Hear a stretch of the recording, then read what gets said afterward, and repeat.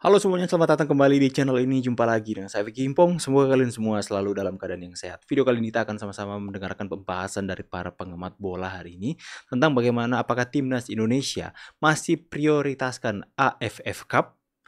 Kita akan sama-sama untuk mendengarkan perbincangan mereka dan semoga ini bisa menambah wawasan kita dalam dunia sepak bola timnas Indonesia.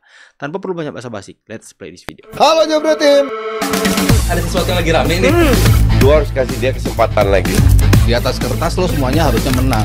Ada bahasan yang paling ditunggu-tunggu. Masih di Dewan Pundit Indonesia, kita masuk ke episode untuk Tim Nasional Indonesia di hari Rabu ya. Dan besok ini hari libur. Hari Jumat juga cuti katanya. Long weekend. Jadi memang ini sudah long weekend. Di luar sana kelihatan jalanan sudah mulai macet. Koci juga sudah ditunggu untuk bermain squash ya. Main squash sekarang ya. Olahraga orang orang Eropa. Rugby, dia mau main rugby gitu. Mau main rugby. Rugby ya. Pedal. Ya pedal itu ya. Pedal. Tim Nasional Indonesia akan bermain di Asian Cup yang dulu namanya AFF. Betul. Dan sudah keluar juga drawingnya. Kita boleh lihat dulu nih bagaimana grup yang ada di tim Indonesia. Dan lagi-lagi kita akan satu grup dengan love and hate relationship kita ya, yaitu Vietnam. Dan kita lihat di sini ada Vietnam, Indonesia, Philippines, Myanmar sama Laos. Kapan itu? Ini November.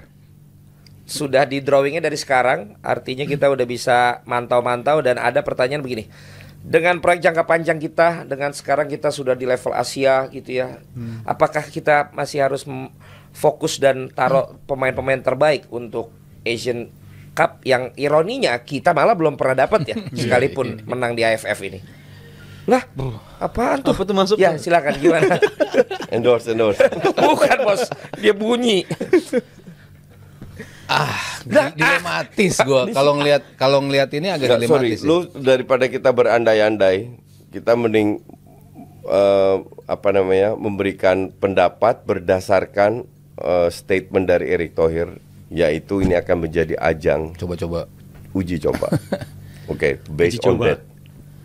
Dia udah bilang begitu. Ya, Iya, pas itu sempat ngomong Tapi begitu. kan dia bukan pelatih. is the boss. Loh, yang nentuin siapa? Ya dia Bukan juga pelatih, lah tapi kok bos. gitu. Iyalah. Iyalah. Lu paling nggak mau kan diatur gitu kalau lu jadi pelatih.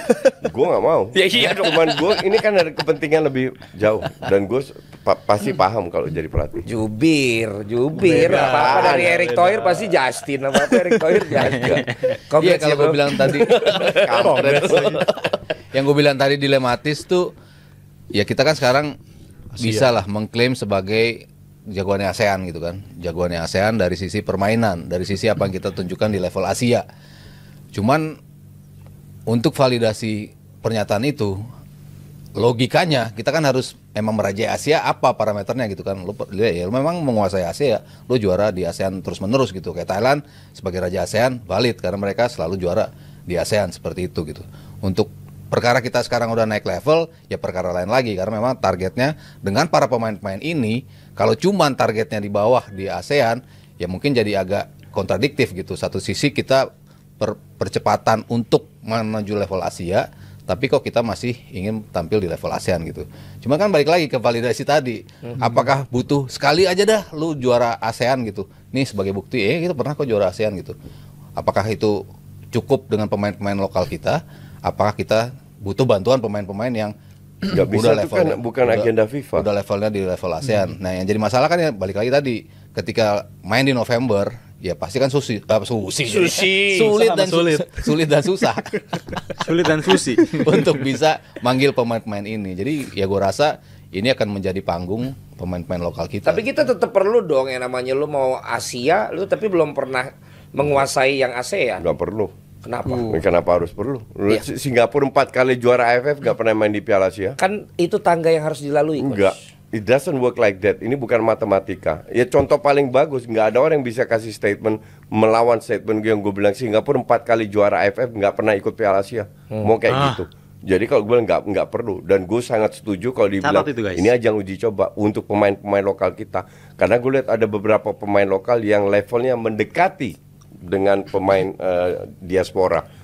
Yakob Sayuri, Rizky Ridho, Witan, Kalau dikasih kesempatan kemarin Dewangga main keren banget.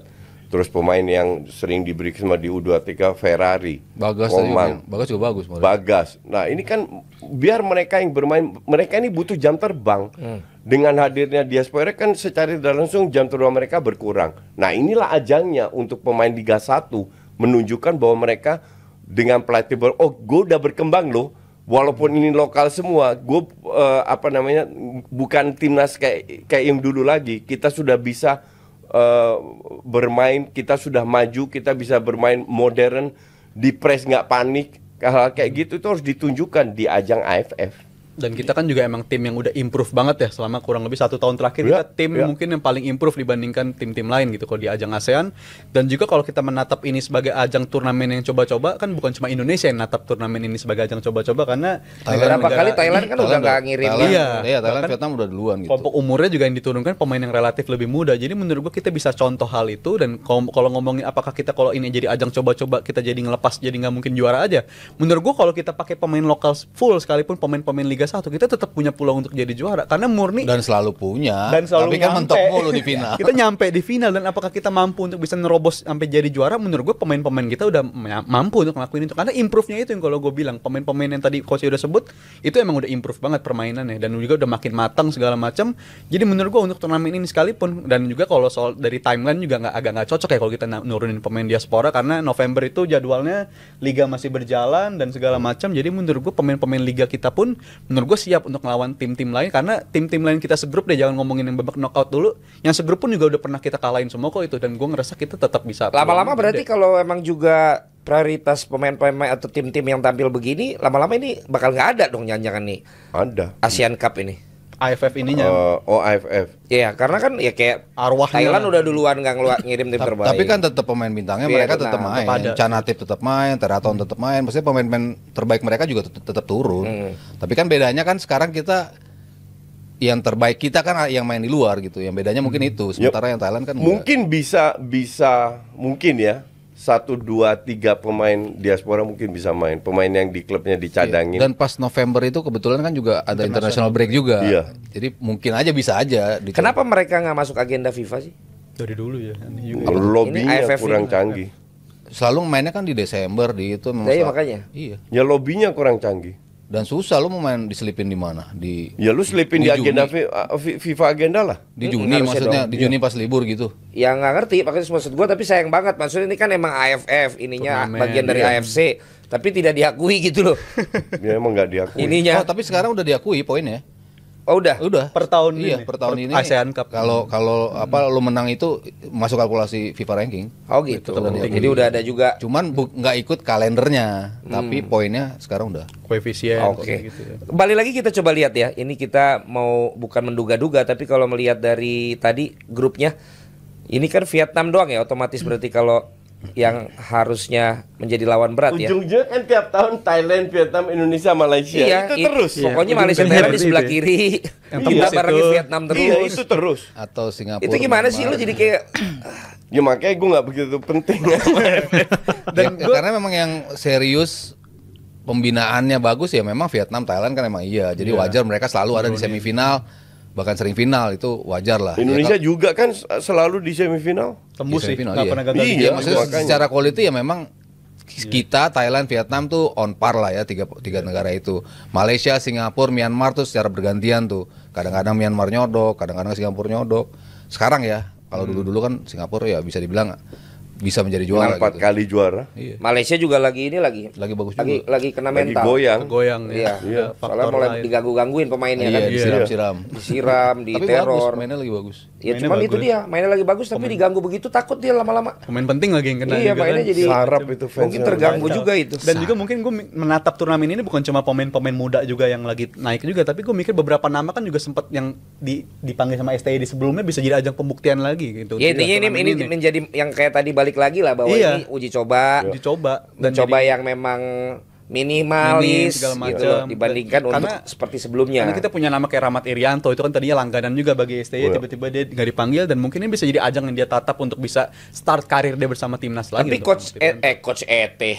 jadi coach sekarang. Tapi Pak ET kan juga pasti pengen di kepemimpinannya kan SEA Games akhirnya setelah tahun 91 menang coach. Iya. Pertama kali lolos Piala Asia. Kemarin U23 kita bisa semifinal. Nggak fair, Pengen juga dong Asian Nggak, Cup dia. nanti kalau seandainya Oktober ada FIFA agenda, mungkin pemain seniornya main untuk kelanjutan dari kualifikasi Piala Dunia. Jadi mungkin nggak ada waktu lagi dan nggak dilepas juga. Jadi kata-kata itu memang sekaligus juga untuk kayak ngasih tahu masyarakat, udah lo yang ini jangan ekspektasi Iya, lagi yang iya. bener-bener wah gitu ya, Iya, pemain-pemain yang ada semua. Nah ini kalau si Calvin Verdong sama Jens Raven ini katanya udah tinggal tanda tangan. Iya, udah di DPR. Berkasnya tinggal tanda tangan. Betul. Kalau untuk Ini pemain yang usia berapa ini? kalau si Verdong 26. 26 27. Oh, senior. Mau 27. Kalau si Raven baru 18. 18 atau 19. Raven itu pelapisnya strike. 18 19. Si Raven. Iya. Si Verdong Verdong back itu kiri. pemain inti di Reguler dia neck main. Neck. main. gimana? Ini juga bagian dari Ya, puzzle kalau dia yang pemain inti kita cari. di neck di Eredivisie ya pastilah. Cuman kasihan pemain kayak Patinama sama Arhan aja. Numpuk posisinya Oh iya. soalnya. Dia Siapa back kiri nama juga. Arhan sama Nathan sekarang main di situ juga kan di kiri. Jadi bersinggungan sih. Nathan sih pasti dapat tempat. Kalau ditanya apakah Verdong, harusnya Verdong lebih bagus daripada Nathan.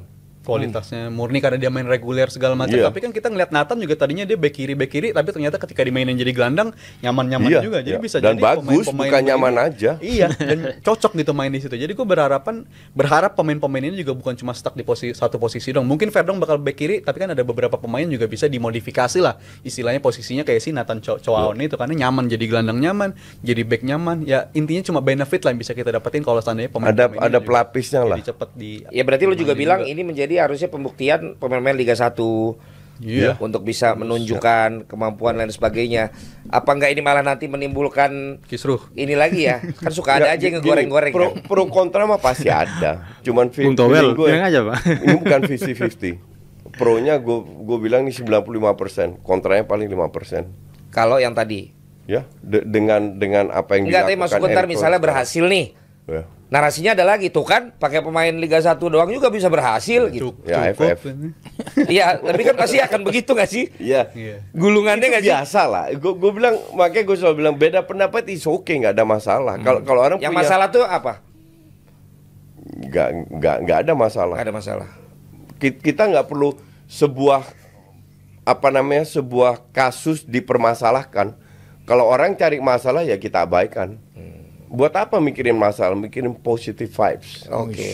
Itu bagus. Berarti Coach, lu udah ya. mau satu frame sekarang? Enggak. Iya. Berarti lu ada masalah. Gue nggak ada masalah. Cuman gue nggak Nggak mau nyaman. debat kusir aja. Buat apa? Gue tampil, gue harus nyaman, harus enak, asik ngobrol kayak sama Haryo. Di mana aja gue siap siaran sama Haryo. Contoh. Nah kalau sama beberapa orang gue nggak mau tampil karena buat apa gue debat-debat nggak penting gitu. Gue nggak ada untungnya. Kasarnya begitulah. Sementara makin banyak banget yang mau dapat untung dari debat lu ya. Kontradiktif dia. Gue nggak tahu.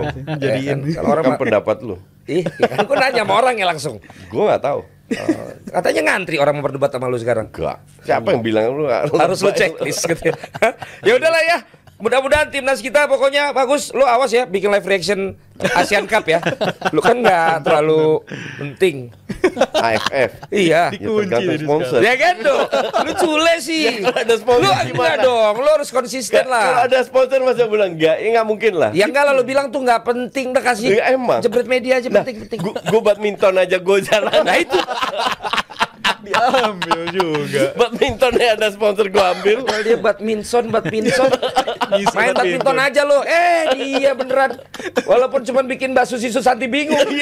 Di carry Jadi gue bingung sebenarnya ini yang nggak ngerti badminton yang mana. 3 dikeroyok satu, yang satu legend, yang 3 kagak jelas. Ngomongin badminton. Thank you Coach ya. Thank you. Mas Aryo thank you. Pak Levi thank you. Oke teman-teman semua, itu pembahasan yang menarik yang menambahkan informasi kepada kita semua. Ya, satu hal yang saya petik dari Coach Justin tadi, dia mengatakan bahwa ini fakta yang unik dan menarik ya. Yang ini seperti menampar atau membungkam setiap mereka yang seperti mau menguji timnas Indonesia, mengatakan bahwa kalau memang sudah di level Asia, kenapa nggak menang atau menjuarai AFF Cup. Ternyata fakta yang unik yang disampaikan oleh Coach Justin bahwa Singapura itu 4 kali menjuarai Piala AFF ini, akan tapi tidak pernah sekalipun masuk Piala Asia. Berarti Indonesia luar biasa sekali dong. Masuk Piala Asia dan kemudian juara 4 lagi. Sampai semifinal. Itu yang luar biasa. Itu benar-benar membuktikan bahwa timnas kita ini sudah berada di level yang berbeda. Level yang tinggi, yang dimana ketika kita diajak untuk ikut dalam Piala AFF, seperti yang mereka katakan, itu adalah ajang uji coba untuk menemukan bibit-bibit atau memberikan pengalaman kepada pemain-pemain lokal kita agar supaya mereka semakin hari semakin terasah mentalnya. Bagaimana pendapat kalian soal pembicaraan yang seru, perbincangan yang menarik dalam podcast tadi dari Bung Jebret Media?